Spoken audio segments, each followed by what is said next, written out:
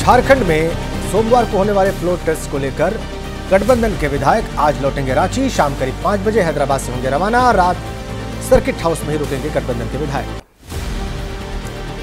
झारखंड में सोमवार को चंपई सोरेन सरकार का फ्लोर टेस्ट है। सर्किट हाउस से सीधे सदन के लिए विधायक रवाना होंगे। 5 फरवरी से विधानसभा का सत्र शुरू होगा। कल से झारखंड विधानसभा का 2 दिवसीय विशेष सत्र। 5 फरवरी को 11 बजे राज्यपाल का अभिभाषण, फिर सीएम चंपई सोरेन पेश करेंगे विश्वास मत का प्रस्ताव। झारखंड में बहुमत का आंकड़ा 41 है। झारखंड के पूर्व सीएम हेमंत सोरेन को फ्लोर टेस्ट में भाग लेने की अनुमति है। रांची की विशेष कोर्ट ने इजाजत दे दी है।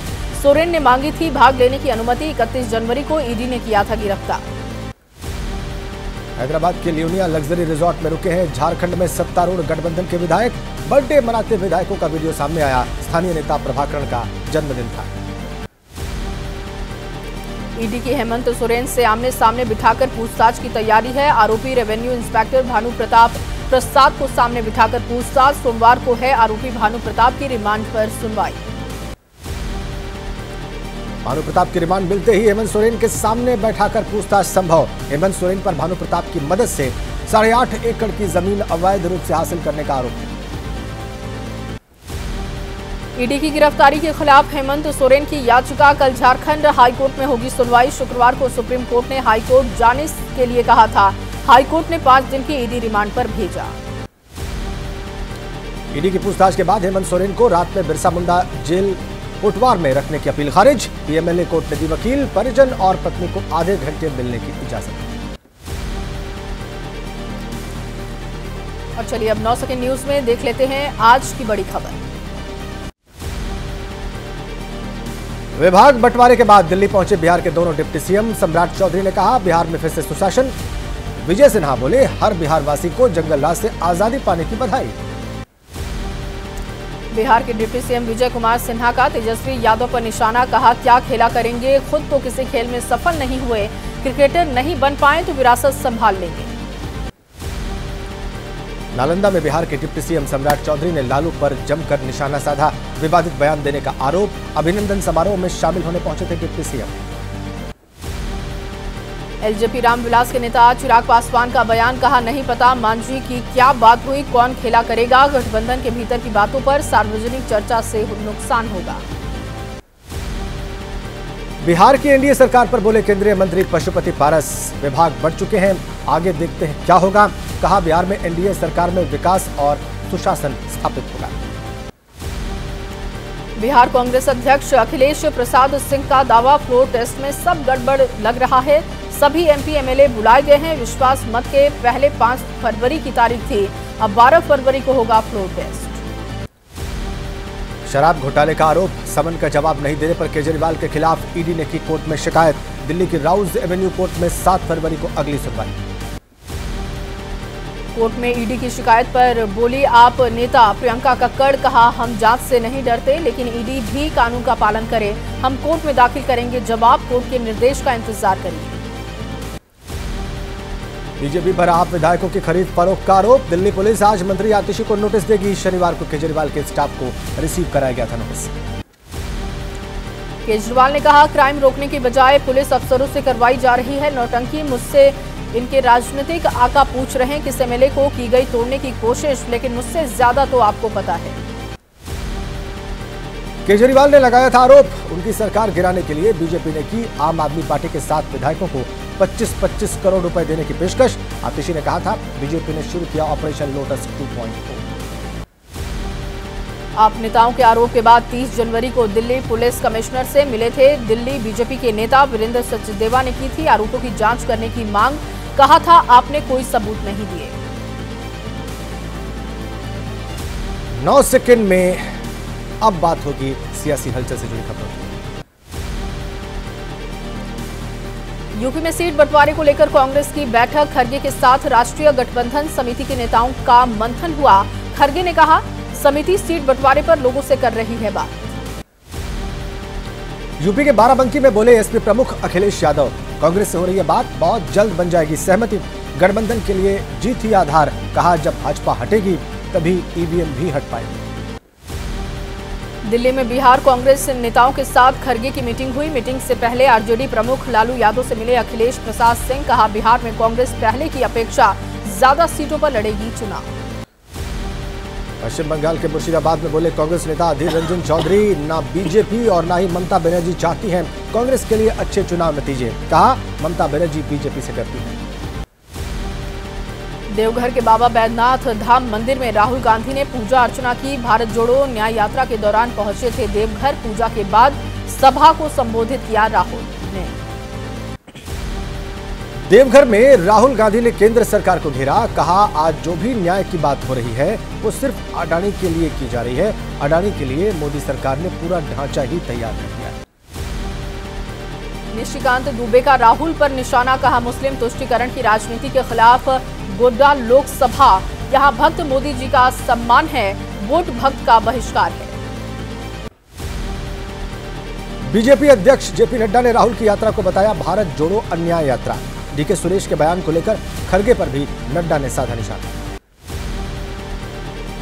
बीजेपी के राष्ट्रीय अध्यक्ष जेपी नड्डा के हिमाचल प्रदेश दौरे का आज दूसरा दिन है। आज धर्मशाला में बीजेपी पदाधिकारियों के साथ करेंगे मीटिंग। कल गांव चलो अभियान का किया शुभारंभ। खरगे ने बूथ कार्यकर्ता को नियुक्त करने की कुत्ता खरीदने से तुलना कर दी।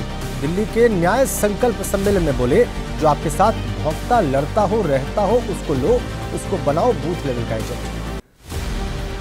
अमित मालवीय ने साधा निशाना। कहा, जिस पार्टी का अध्यक्ष संगठन की सबसे मजबूत महत्वपूर्ण कड़ी बूथ एजेंट को कुत्ता बनाकर लेना चाहता है टेस्ट, उस पार्टी की दुर्गति होनी तय।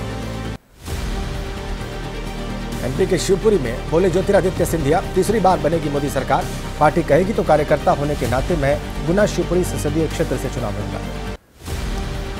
छत्तीसगढ़ के पूर्व मुख्यमंत्री भूपेश बघेल ने ईवीएम पर सवाल उठाए। कहा, जब यहां से दूसरे ग्रह पर मशीन की जा सकती है ठीक, पीएम का अकाउंट हो सकता है हैक, तो ईवीएम कौन सी बड़ी बात। एमपी कांग्रेस प्रभारी रजनी पाटिल ने कहा, ईवीएम पर सवाल कांग्रेस ने नहीं उठाया। ईवीएम हैक होने का दावा नेताओं का व्यक्तिगत मामला। एसपी नेता अखिलेश यादव ने भी ईवीएम पर उठाए सवाल। कहा, ईवीएम हटाओ और बीजेपी हटाओ, बीजेपी हारी तभी हटेगी ईवीएम। अखिलेश ने लगाया यूपी में जमीन घोटाले का आरोप। कहा, अगर गोंडा, बलरामपुर, अयोध्या जैसी जगह पर होता है जमीन घोटाला तो सोचिए किस नाम पर और किसकी सरकार में हो रहा है। और चलिए अब आपको 9 सेकंड न्यूज में दिखाते हैं राजनीति की अहम खबरें। शनिवार को प्रधानमंत्री मोदी असम के 2 दिन के दौरे पर पहुंचे। गुवाहाटी हवाई अड्डे पर रंगारंग सांस्कृतिक कार्यक्रमों के जरिए उनका भव्य स्वागत हुआ। प्रधानमंत्री मोदी असम को देंगे बड़ी सौगात। सुबह 11:30 बजे गुवाहाटी के एक सार्वजनिक कार्यक्रम के दौरान 11,000 करोड़ से अधिक के विकास परियोजनाओं का उद्घाटन और शिलान्यास करेंगे पीएम मोदी। कामाख्या मंदिर में आने वाले श्रद्धालुओं को भी प्रधानमंत्री देंगे सौगात। तीर्थयात्रियों को विश्व स्तरीय सुविधाएं प्रदान करने के लिए मां कामाख्या दिव्य परियोजना की आधारशिला रखेंगे। पीएम मोदी के स्वागत में गुवाहाटी के लोगों ने जलाए 1 लाख दिए। दियों से लिखा, वेलकम मोदी जी। मुख्यमंत्री हेमंत बिस्वा शर्मा ने भी एक्स पर शेयर किया वीडियो। दिल्ली के विज्ञान भवन में सीएलईए और कॉमनवेल्थ अटॉर्नी और सॉलिसिटर जनरल कॉन्फ्रेंस का समापन आज। गृह मंत्री अमित शाह समारोह में करेंगे शिरकत। केंद्रीय गृह मंत्री और सहकारिता मंत्री अमित शाह आज उत्तर पूर्वी सांस्कृतिक और सामाजिक संस्थान के द्वारका की आधारशिला रखेंगे। साथ ही जेएनयू में बराक छात्रावास का वर्चुअली उद्घाटन भी है। दिल्ली में शाम 6 बजे का भी कार्यक्रम। बिहार के सीएम नीतीश कुमार आज दोपहर 12 बजे पटना के गर्दनी बाग में बापू टावर का उद्घाटन करेंगे। 120 फीट ऊंचे बापू टावर में चंपारण सत्याग्रह से जुड़ी स्मृतियों को लोग देखेंगे, इतिहास की भी जानकारी हासिल कर सकेंगे। हैदराबाद में ओवैसी का भड़काऊ बयान। 600 साल पुरानी मस्जिद के शहीद होने की कही बात। कहा, सिर्फ जुम्मे के दिन नहीं बल्कि हर दिन मस्जिदों को करो आबाद। मलाली मस्जिद विवाद को लेकर कर्नाटक हाईकोर्ट का अहम फैसला। अब बेंगलुरु सिविल कोर्ट ही करेगा मामले की सुनवाई। 5 फरवरी को होगी अगली सुनवाई। ज्ञानवापी पर न्यायालय के फैसले पर अब जमाते इस्लामी हिंद के उपाध्यक्ष मलिक मोहतासिम ने उठाए हैं सवाल। कहा, जुडिशरी और प्रशासन का रवैया सही नहीं। कोर्ट के फैसले पर सवाल उठाने वाले all India Muslim personal law board को ऑल इंडिया मुस्लिम जमात के राष्ट्रीय अध्यक्ष मौलाना मुफ्ती शहाबुद्दीन का जवाब, कहा अपने असल मकसद से भटक गया है बोर्ड।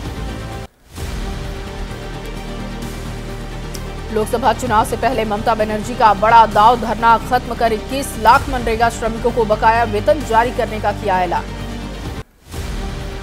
पंजाब बीजेपी अध्यक्ष सुनील जाखड़ ने पंजाब सरकार को घेरा, कहा छल्ला गाने के बजाय राज्य के गंभीर मुद्दों पर ध्यान दे मुख्यमंत्री भगवंत मान।